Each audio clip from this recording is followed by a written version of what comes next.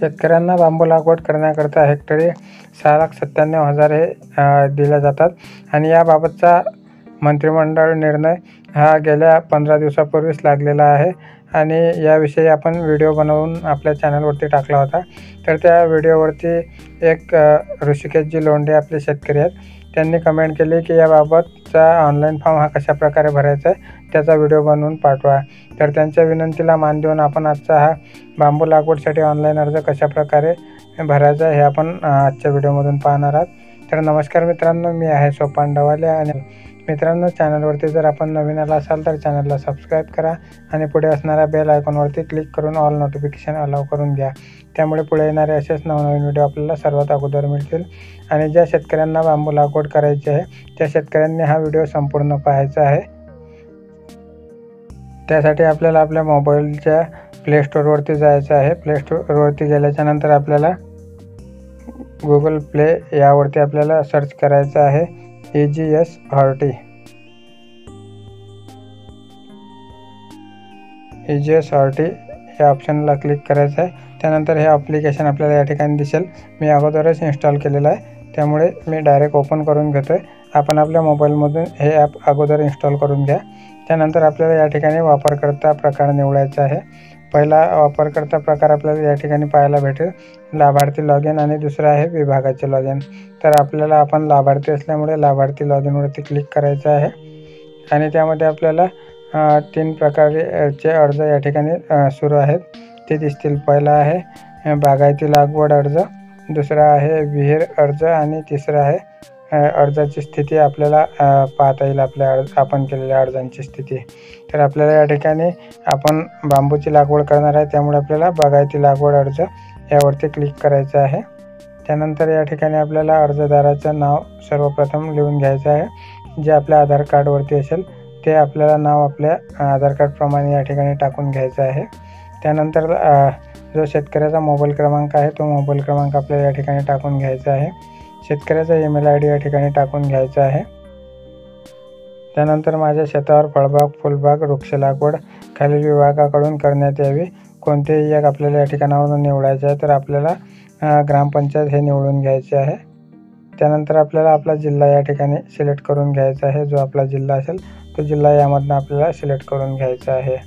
जिल्हा निवडल्याच्या नंतर आपल्याला या ठिकाणी आपला तालुकाही त्याच प्रकारे निवडून घ्यायचा आहे। जो आपला तालुका असेल तो तालुका आपल्याला या ठिकाणावरून निवडून घ्यायचा आहे।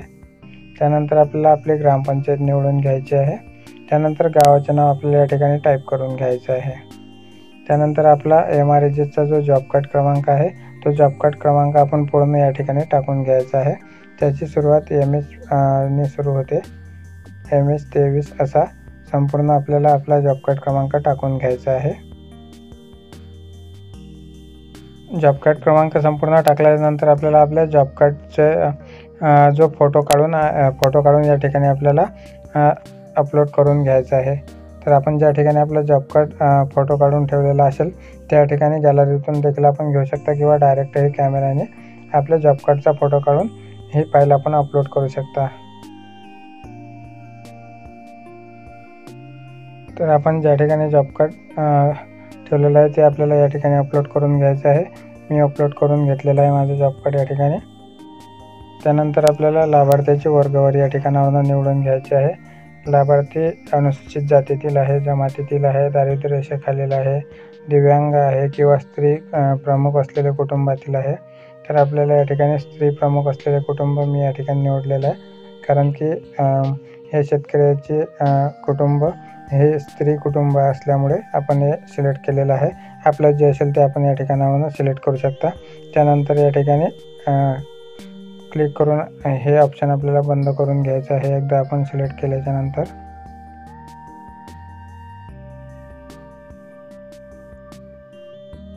त्यानंतर आपल्याला आपलं एकूण जमीन 8 प्रमाणे जेवढं आहे त्याचं क्षेत्र या ठिकाणी आपल्याला टाकून घ्यायचं आहे। आपल्याला किती लागवड एकूण 8 मध्ये असलेली जमीन टाकून घ्यायची आहे आणि त्यामधील आपल्याला भूमापन क्रमांक म्हणजेच आपला सर्वे क्रमांक या ठिकाणी टाकून घ्यायचा आहे। त्यानंतर लागवडीचे क्षेत्र आपल्या 8 मधील किती जमिनीमध्ये आपल्याला हे बांबूची लागवड करायची आहे तर त्याचं क्षेत्र आपल्याला या ठिकाणी टाकून घ्यायचं आहे। त्यानंतर आपल्याला आपला 7/12 या ठिकाणी अपलोड करून घ्यायचं आहे. 7/12 आणि 8 हे एकत्र PDF करून घ्यायचे आहेत अगोदर.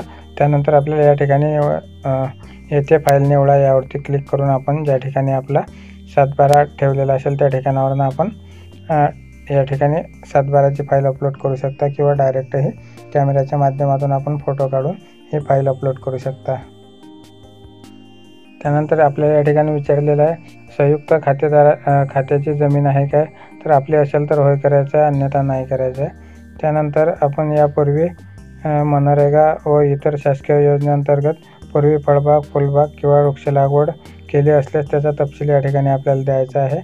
आपण जर अगोदर लाभ घेतलेला असेल तर त्याचा तपशील या ठिकाणी द्यायचा आहे, नसेल तर सोडून द्यायचा आहे.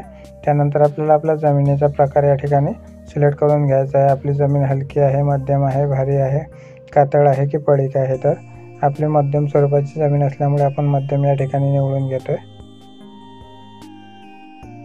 त्यानंतर नियोजित फळबाग, फुलपीक किंवा वृक्ष प्रजातीचा तपशील आपल्याला या ठिकाणी सिलेक्ट करून घ्यायचा आहे.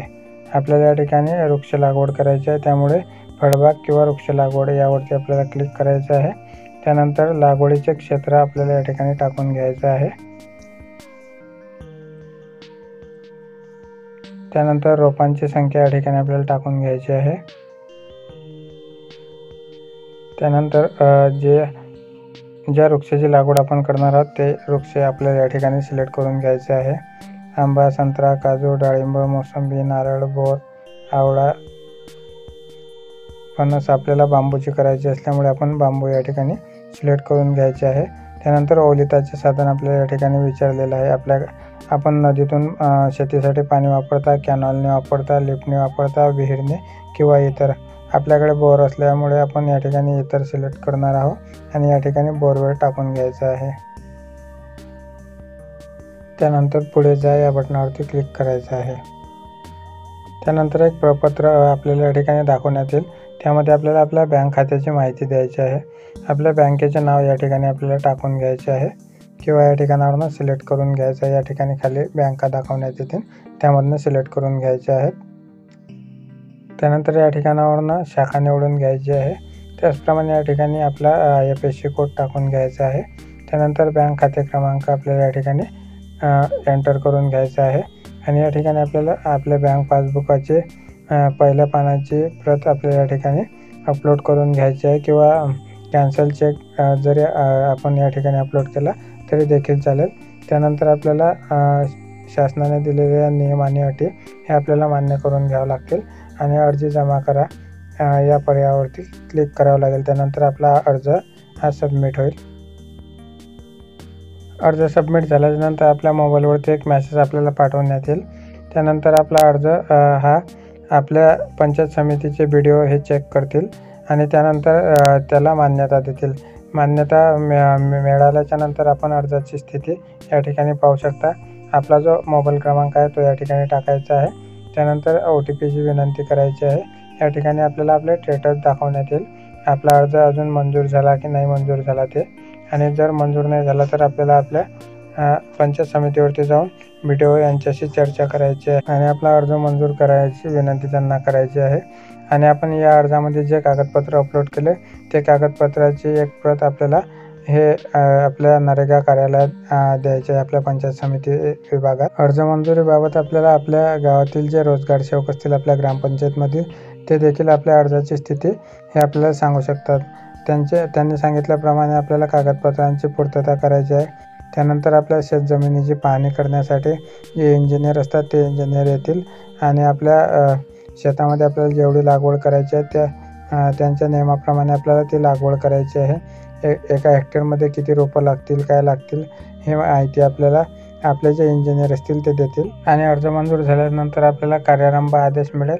तो कार्यारंभ आदेश मिळाल्याच्या नंतर आपल्याला हे बांबू लागवडसाठी आपल्याला प्रक्रिया सुरू करायची आहे.